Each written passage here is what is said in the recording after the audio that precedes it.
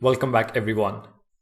Over the next couple of videos, we are going to see how we can further simplify our code with Formik by reducing boilerplate. Now what I'm going to do is make a copy of the existing code.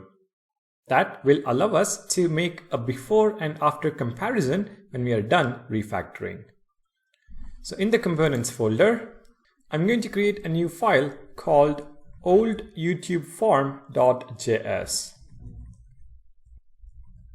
I'm going to copy paste the code from YouTubeForm.js and rename the component to oldYouTubeForm. Okay, we are now ready to start reducing the boilerplate code. But first, I'm going to remove this validate function and just stick to the validation schema. Now this is not a refactor, I just want to remove the code that was not being used. Alright, we are going to begin with our first refactor in this video.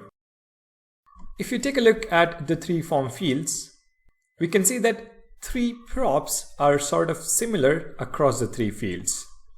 OnChange, which is equal to Formik.handleChange, OnBlur, which is equal to Formik.handleBlur, and value, which is accessed from Formik.values using the name attribute. So Formik sees this and tells us, hey, you sort of seem to be adding the same lines of code every time you create a new field. In other words, there is some boilerplate code for every field in this form. Let me help you with that. I'm going to provide you a helper method called getFieldProps, which behind the scenes will add these props for you. So what we can do is replace the three lines of code with a single call to Formik.getFieldProps.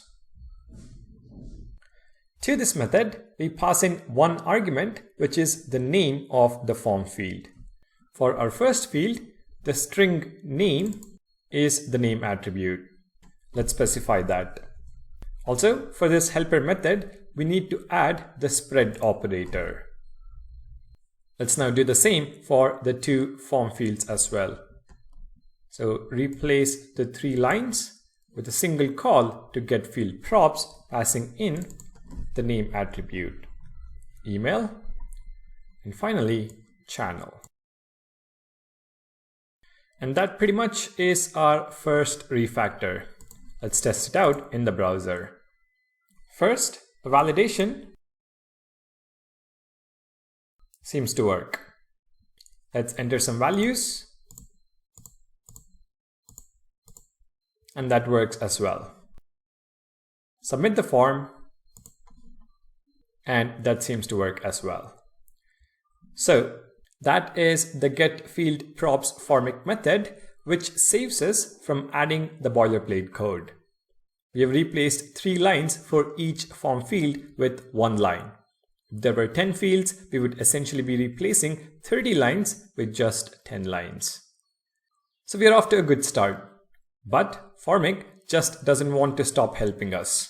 In the next video, let's see what else Formik can help us with. Thank you guys for watching. Don't forget to subscribe. I'll see you guys in the next video.